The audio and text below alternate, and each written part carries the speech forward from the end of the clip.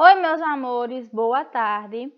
Vamos para a nossa segunda aula de hoje e nós vamos aprender a classificação dos animais.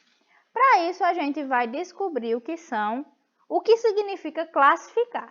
Classificar significa agrupar ou distribuir em grupos. E esses grupos, os componentes desses grupos, têm características em comum. Assim, os animais eles podem ser classificados em dois grandes grupos. Os grupos dos vertebrados e o grupo dos invertebrados, certo? Os vertebrados são aqueles que possuem vértebra, coluna vertebral. De forma geral, são os animais que possuem ossos. E aí, como exemplo, nós temos o peixe, o tucano e o sapo.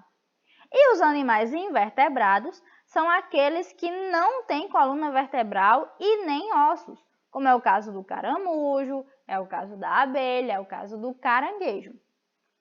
Aí a gente pode ver nessa imagem mais alguns animais que possuem as suas características e fazem parte dos grupos dos vertebrados e dos grupos dos invertebrados. Então, cada animalzinho aí foi colocado no seu grupo de forma correta. Seguindo, os animais vertebrados eles podem ser classificados em 5 tipos: peixes, anfíbios, mamíferos, aves e répteis. E aí a gente vai estudar cada um desses grupos de forma individual, começando pelos peixes. Os peixes são animais vertebrados que só vivem único e exclusivamente dentro da água, então eles vivem na água. E são animais ovíparos. Por quê? Porque eles põem ovos. Então, os filhotes dos peixes nascem a partir dos ovos. Eles não têm pulmão porque eles respiram debaixo da água. Então, o que eles utilizam para respirar debaixo da água são as brânquias. O corpo dos peixes é revestido por escamas, certo? Mas alguns desses peixes vão ter a pele lisa, mas em sua maioria são escamas. E para se moverem dentro da água, eles utilizam as nadadeiras. Podem ser tanto de água doce como de água salgada. Os peixes que vocês estão vendo aí nessas imagens são os peixes de água salgada. Exemplos de peixe de água doce são bagre, pirarucu, piranha, lambari, certo? Então, os peixes eles são classificados dessa forma. O segundo grupo de animais vertebrados são os anfíbios. Os anfíbios, eles passam parte da sua vida na água e a outra parte na terra. Como assim, tia? Primeiramente, os sapos, eles põem os ovos dentro da água. Então, esses animais vão começar a se desenvolver dentro da água. São tipos de anfíbios, por exemplo, os sapos, as rãs, pererecas, salamandras, todos eles são anfíbios. Então, eles colocam seus ovos na água. A partir daí, os ovos, quando eles eclodem, os filhotes, quando nascem desses ovos, têm uma cauda. E esses filhotes são chamados de girinos. E eles se desenvolvem, passam alguns dias dentro da água até se transformarem em adultos. No caso do sapo, das rãs, das pererecas, eles perdem a cauda quando se tornam adultos. E aí vão viver fora da água. Já a salamandra, que é um outro tipo de anfíbio, não vai perder a cauda, porém vai ter o mesmo processo de ciclo de vida. Vai ser colocados os ovos dentro da água e vai se desenvolver os girinos, os filhotinhos, e quando se tornam adultos, saem da água. Tem o corpo coberto por pele e vivem de preferência em locais úmidos. Às vezes buscam lugares perto da água, mas sempre lugares úmidos.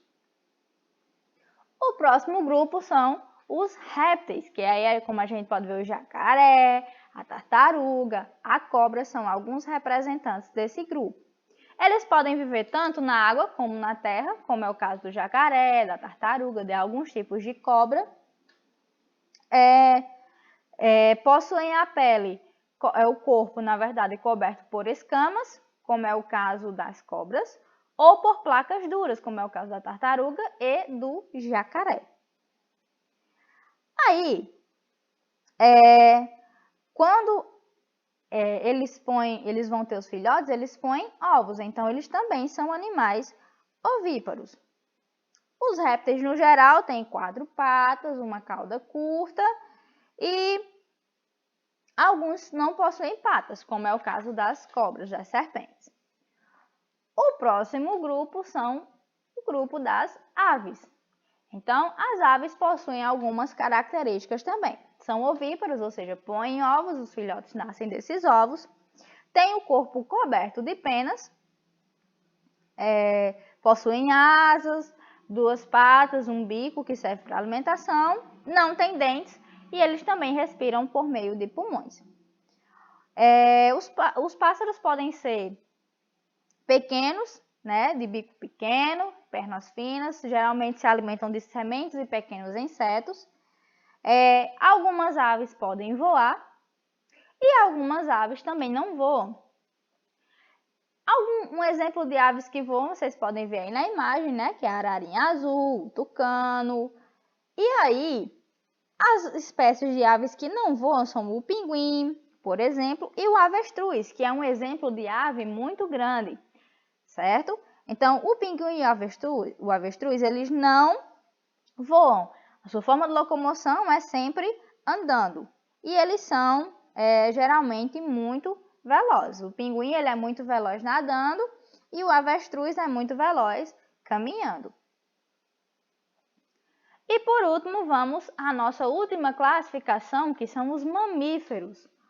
Os mamíferos são o único grupo aí que são vivíparos, né? Como a gente pode ver, que nascem da barriga da mãe. E eles têm o nome mamíferos, por quê? Porque quando filhotes, eles mamam, certo? E aí, tem geralmente o corpo revestido de pelos ou de pele, como é o caso de nós seres humanos. Tem 4 membros, que são os braços, os membros superiores e os membros inferiores, no nosso caso humanos, os braços e as pernas. A maioria é terrestre, certo? Só que alguns podem viver dentro da água, como a baleia, o peixe-boi, o golfinho, todos eles são exemplos de mamíferos aquáticos. E nós temos um único representante de mamífero que voa, que é o morcego. O morcego aí vai ser o único mamífero capaz de voar. O maior de todos os mamíferos terrestres, a gente pode dizer que é o elefante.